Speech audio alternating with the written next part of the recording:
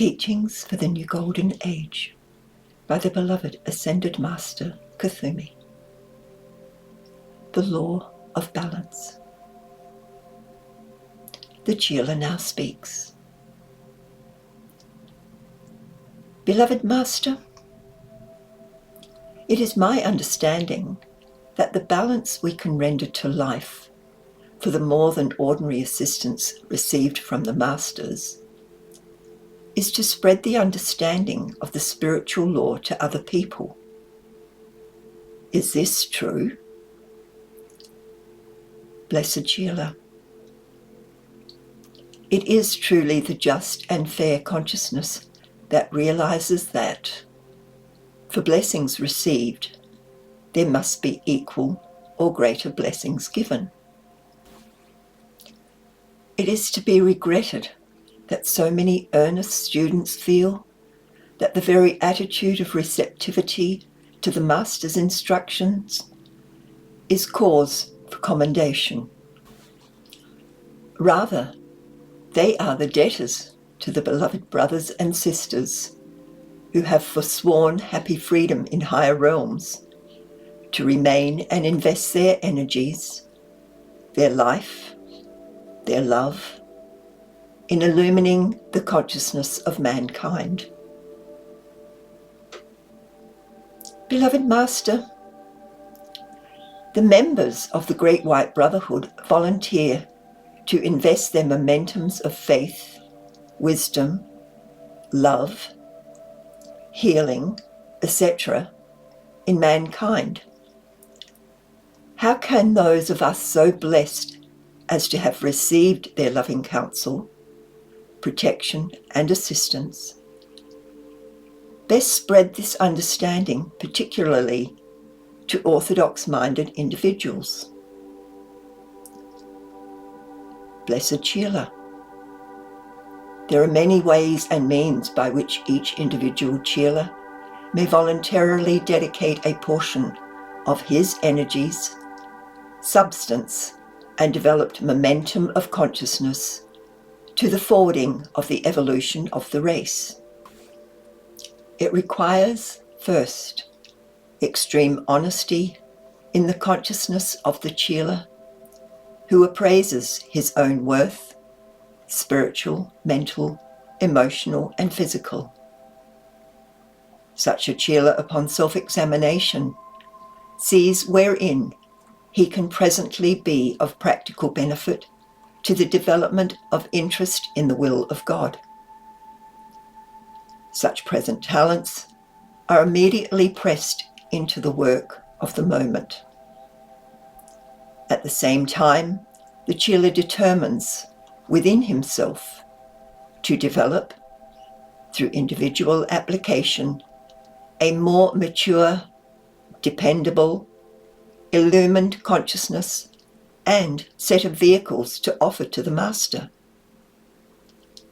He engages upon a course of spiritual self-discipline and self-purification, meanwhile not neglecting the many opportunities at hand to lend his presently available store of energies and substance to the development of the greatest good in the current cosmic moment.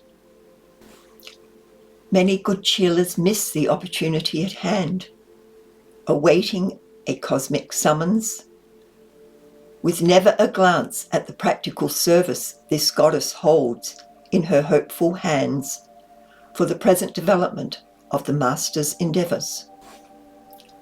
Beloved Master, how can a student wisely determine how much actual service should be rendered to the Brotherhood and how much service to one's own development, how much obligation to family, etc., should be sacrificed to this end? Blessed Chela,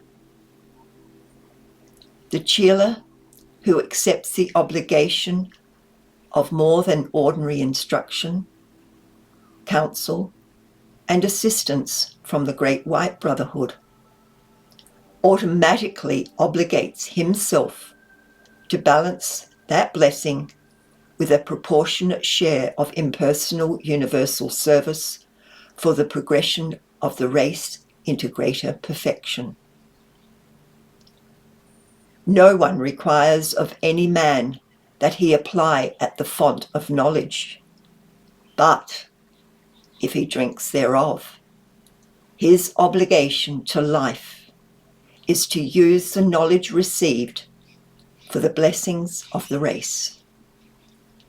He must, in wisdom, adjust his personal affairs and individual obligations in a harmonious manner, pursuing the middle way. However, the Chela who reaches out his hand and accepts the friendship and life of the masters, and then returns to use that energy only in the development of his individual, personal world, will sooner or later cut himself off from the greater release from above. Beloved Master, is it then impossible for individuals with family ties to pursue the spiritual path as a conscious Chela? Blessed Chela. No, it is not impossible, but the initiations for such a one are more difficult. The Chela thus engaged in developing a family unit must use the unit as a working ground wherein he may establish harmony, peace, purity, love, cooperation and spiritual illumination within his smaller sphere of influence. Then, by reason of this very testing, trying and training, he becomes a powerful force for good in his community and a conductor through which the masters, on occasions, may pour them more than ordinary radiation in times of crises. Beloved Master, how can one best bring the understanding of the masters into one's family and to the attention of one's friends? Is this accepted as a balance for spiritual instruction? Blessed Chela, the bringing of light, harmony, peace, purity and balance into one's home and circle of friends is certainly a partial balance for instruction received. The very best way to do this is by example. Individuals who are close to you will notice and respect the silent mastery you achieve in the controlling of the energies of your physical and inner bodies, whereas the catapulting of words at them stirs the rebellions of the centuries toward truth in any guise. I do not counsel propagation of the faith in the family unit through verbal instruction until the life lived by the Chela invokes inquiry from those who will respond to radiation as surely as the flowers respond to the light of the sun. Beloved Master, to spread the understanding of the Masters through placing of literature in auspicious places would seem a service of merit.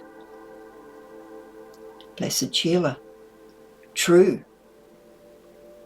Remember, however, that the spiritual applications preceding the distribution of the literature will carry a full 80% of the efficacy of the seeds thus sown. The blessing of the printed word and the invocation of the Holy Christ souls of those who should benefit by it, to joyously receive and cooperate with such instruction, yields a mighty harvest. Too many students neglect the powerhouse which lies within the invocation of the presence of God in their endeavour to accomplish works of merit. Beloved Master, how can we best overcome the prejudice of the orthodox consciousness? Blessed Sheila, again, by example. There is no teacher like manifest works. When you have what the world wants, the world will beat a pathway to your door. Proceed to develop the powers of healing, of precipitation, and see the truth in this statement. I counsel that despite all your achievements, you call for wisdom, balance, humility, protection, and Herculean strength and energy. You will need them, because when the surging tides of mankind, intent upon receiving the gifts and the proceeds of the gifts you draw forth, but not eager to learn the scientific law by which you attained, seek you out, and seek you out they will. It will require all of your spiritual strengths to stand by the unwritten law that governs the hierarchy. The way to enjoy the fruits is to learn how to plant and nourish the tree.